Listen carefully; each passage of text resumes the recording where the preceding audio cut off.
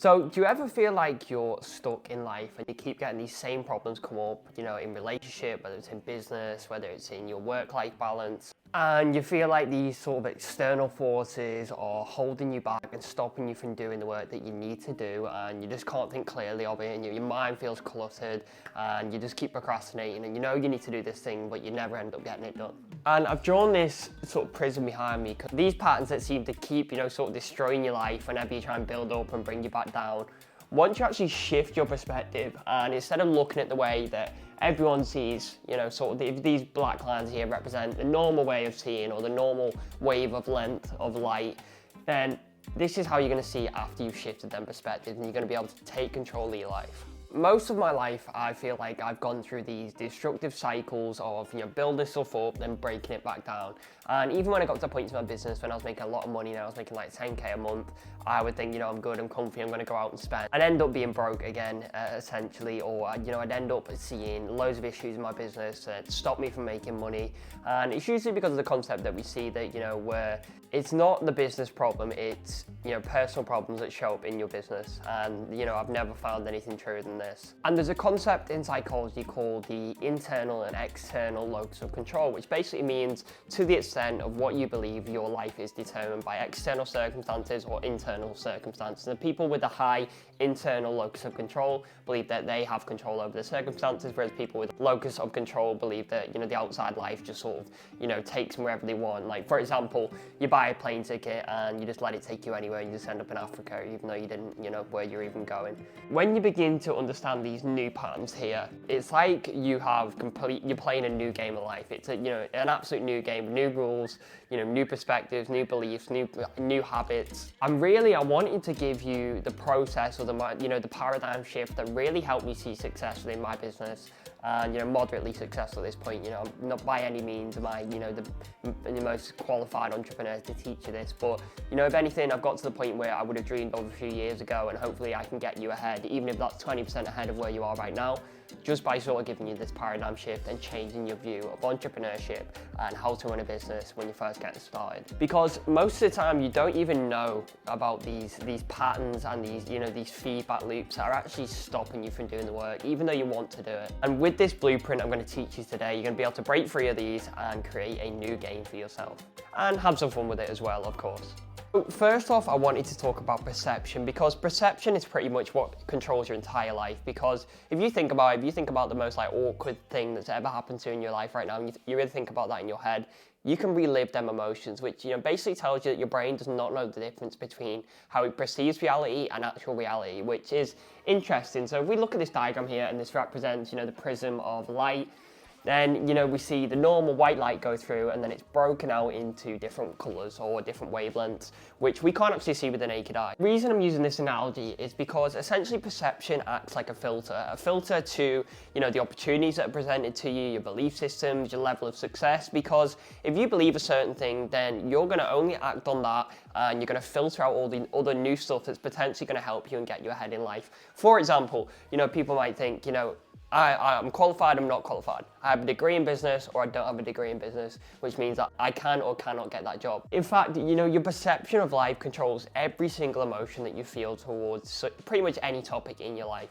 If you imagine right now, before this sort of paradigm shift, you're walking through life like it's a game, and this game, the rules are being set by your childhood, your upbringing, your institution, your teachers, and you're not aware of the rules that are sort of, guiding your life behind it, and you're just sort of living by it, and you're accepting life for what it is. But here's the thing, this blueprint I'm about to teach you is about to show you that life is not fixed, and in fact, you can, wake up tomorrow and choose to change your life if you really wanted to. And in fact, you pretty much can make your own rules and live by your own rules in life, as long as you understand this concept. Every time you have a thought, this sets off a chain reaction of other thoughts. So you'll have one thought, and then this might be, work. This might be, oh, well, this is boring. So it's like, oh, well, maybe I'm just gonna, go and drink instead. And you're like, oh, this is fun. And then you wake up and you're like, oh no, this actually, I'm hungover, this is bad. And you're like, I need to work, thoughts or work. And you're kind of stuck in this sort of negative feedback loop of your messy thought And what I really want you to get from this video is how to think clearly around this and how to be in control of your thoughts and break free of these invisible chains, basically. Because as long as you're not aware of these invisible thought patterns and chains, then your whole life is going to get dictated by external circumstances, and you're going to continue to self-sabotage yourself, even though you know you need the things you need to do, and you know you want to be successful. You're going to continue to beat yourself up and do the things you don't need to do. Because ultimately, our beliefs, that is the worst B you've ever seen. Beliefs, can't spell, create our actions, and actions create our reality. When you look at life like this, you can begin to change the rules by, first of all, changing your set of beliefs or the rules that you live by, which then changes the way that you act in the world, which then actually manifests into your physical reality. So if you ever heard people talk about law of attraction, things like that, there is actually a science behind it. And I used to think, oh, it's wishy-washy spiritual stuff, but if you actually look into it, there is a very solid science behind how the belief system works, how the human brain works, in order to create your physical reality here. The next thing I wanted to talk about is your comfort zone, because this is a lot of things that people don't understand. They just want to stay comfy, and they think as long as they feel good and they feel comfy, this is the way to live. When this is complete BS, and this is what we're taught by society, that as long as you're happy, as long as you're comfy, then life is good. When actually this is where the worst place you could be, essentially, because when you are comfy, you're making no progress, and when you're making no progress, you're essentially dying. So the worst place you could possibly be is in your comfort zone, because it means you're not growing. If you think about it, this pattern of you go to do something good, then it works out pretty well, then you procrastinate, and then you pull back, and then you don't do it, and then you doubt yourself, and then self-doubt creeps in.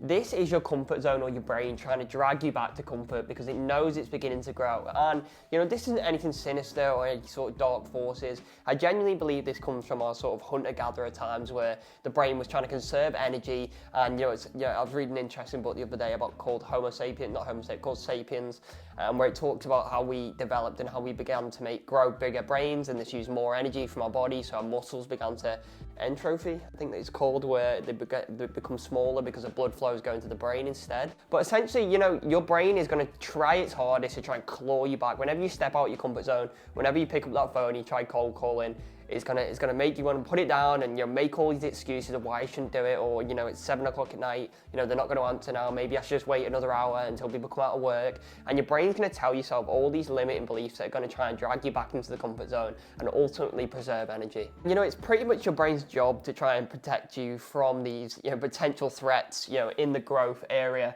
and keep you comfy, because that's the status quo of the brain. That's how we survive, by avoiding threats and staying comfy. But in order to be successful, you need to grow into someone else, and you can't stay in your comfort zone, because if you were really capable of being successful as the person you are right now, then you would already have it. That's how it works. But you're clearly not, so you need to grow into that person. And I'm the same. Every day I'm growing and trying to push myself out of my comfort zone, and it's hard sometimes. It is very hard to do the stuff that you don't want to do, but in order to get what you want, you have to do the things you don't want to do. And this isn't all the time, and it doesn't have to be like this hustle mentality. You can do the things you enjoy and still get successful, as long as you're pushing yourself and stepping outside of this comfort zone. Now, this next concept I wanted to talk about is called expanding your range. And I put this here, pain and love, because we're taught in society that, pain and love are these two sort of opposite ends of the spectrum. But, most of the time when we're in relationships, we actually see these two intertwined, whether it's a breakup, whether this is, a partner cheating on us or anything like that. Most of the time these things are not two dualities, but are instead, two sides of the same sword. And, when it comes to work and when it comes to stepping outside of your comfort zone, you really need to begin to enjoy the pain. And when you understand that pain is a good thing, and, you enjoy going through this pain, then, crazy things will begin to happen in your life and unlock for you. The algorithm to being successful with this, and the only thing I can draw from this, from my sort of personal experience, is cold calling, is you need to get comfortable in situations of anxiety and fear. And the only way to do that is to throw yourself in the deep end. Like, I remember my first day on my old sales job. Like, literally on the first day, they were like, get on the phone and ring these people. And, I'm this little young 19-year-old boy who didn't have a clue, and I'm speaking to, 50 to 60-year-old business owners who can do compound interest in the back of the head, because these are financial advisors, extremely good at maths. And, I thought I wasn't very good at maths at the time. And you've got to try and convince these people to essentially buy your product. What I learned very quickly from this situation was that although I was shaking on my first one, down in Red Bulls, trying to get through the day, you get very good very quick, because confidence is just the accumulation of past successes. So the more you do it, the more confident you get, and you begin to actually enjoy it, and you enjoy the pain because you actually get way more fulfillment from stuff that is, hard to do than you do the quick sort of dopamine fix. Like in the example of drugs or something like that. At first it feels very good, but the next day you feel like absolute crap. So, this just shows that, the way the brain actually works is that you're going to actually end up enjoying, these hard things and these fulfilling things. Because what they say is, people without a purpose pursue pleasure. And as long as you're pursuing something purposeful, and whether that may be painful at the beginning, eventually you're going to end up loving it, and you're going to be able to do hard work like it's absolutely nothing. And at this point, I could sit here all day and, work because I enjoy it. You're probably thinking right now, well, I definitely couldn't. But, eventually when you get to this point and when you've done it enough times, you begin to really fall in love with the idea of stepping outside of your comfort zone. Next concept I wanted to talk about is being the architect of your own life. So, we go through life and we believe that, and we even, there's common memes that, the main character energy and things like that. But we are not the character, we are the author of our own lives. Because as long as you believe that you're the character in your own life, then the author is going to write your story for you, and the author can be the government, it can be your friends, it can be your environment, this can be your school, this can be your belief systems that are driven by your workplace or, what you do for a living.